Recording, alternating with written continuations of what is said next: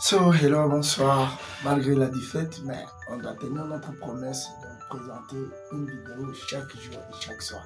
Alors, aujourd'hui, j'ai préparé 3 thématiques dont je me partager avec vous. Et donc, laissons le temps de passer à l'essentiel d'ici là. Alors, aujourd'hui, je vais vous montrer 3 moyens de devenir extrêmement riche si tu veux vraiment réussir ta vie. Il existe juste 3 moyens. Il faut savoir, si tu n'as pas d'héritage, si tu ne vas pas hériter, tu n'as rien à attendre comme héritage, alors je te conseillerais de travailler dur. Travailler dur, au début ça sera un peu dur, mais avec le temps ça va aller. Et si tu as déjà un boulot, voilà, c'est déjà un pas. Alors prépare-toi à commencer à investir de côté. Et si tu n'en as pas, tu dois créer et faire un effort de créer un système de petit à petit et d'étendre avec un réseau. Alors, tout cela demande vraiment beaucoup d'efforts et beaucoup de travail. Parce que quand tu vas créer un boulot, tu ne vas pas t'assortir le premier mois ou première année. Il y a d'autres qui attendent 5 ans, 10 ans. Ça pour avoir des résultats qui s'attendent. Alors, il faut avoir de la patience et chercher comment tu peux créer ou restaurer un système dans ton entreprise pour aller de l'avant. La deuxième chose dont je te conseillerais de faire, si peut-être tu n'as pas un boulot, tu n'as pas aussi les moyens d'en créer une, c'est de voler. Oui. Les vols aussi, c'est un moyen qui peut te permettre d'être extrêmement riche. Parce que le vol n'est pas donné à tout le monde. Voler, ce n'est pas donné à tout le monde. Cambrioler, faire du braquage n'est pas donné à tout le monde. Ça demande de l'intelligence, de la sagesse, des stratégies.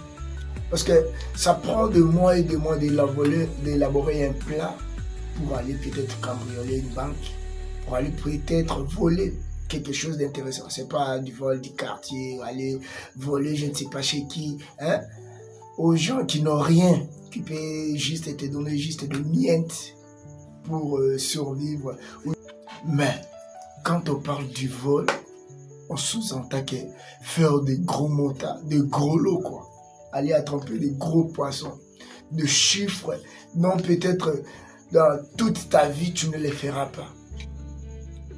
Que on appelle son du vol. Parce que moi j'ai eu à constater comment les criminels ou ceux qui braquent les banques opèrent. Ils peuvent prendre 2 ou 4 mois à train d'étudier comment ils peuvent faire, comment ils peuvent être leur point de sortie et repérer des failles.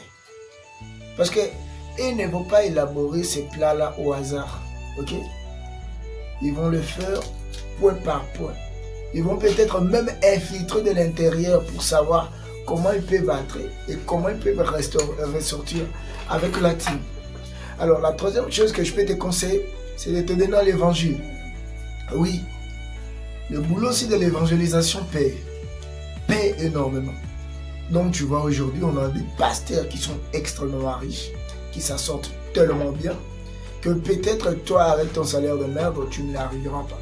Parce que chaque fin du mois, tu prends ton dîme et tu pardonnes à l'église. Le dimanche, tu amènes tes hormones, tes offrandes, tes actions de grâce, tout ça. Vous savez pourquoi? Ouais, c'est aussi un job. Ok? Et arrivons à notre troisième point, qui est l'évangile. Oui, je connais des gens qui amassent des fortunes avec l'évangile. Mais juste, tout cela dépendra de ta foi. Ok? Tu étudies bien la Bible. Parce que les églises sont de véritables entreprises vivantes dans ce monde. Oui. Là, tu n'as plus besoin d'aller te tracasser la tête quand tu te donnes à ça et quand tu commences. Parce que là-bas aussi, c'est pas facile. Hein. Ça va vraiment demander du temps, de l'énergie, de plans pour aller conquérir les cœurs des fidèles afin que vous puissiez commencer à bénéficier de ce métier-là. Ok, alors voilà, Ce sont les 3 astuces ou les 3 manières que tu peux devenir riche dans ta vie. Pour que tu puisses sortir de ta vie de pauvreté à la richesse. OSF, suivez vos rêves, ils connaissent les chemins.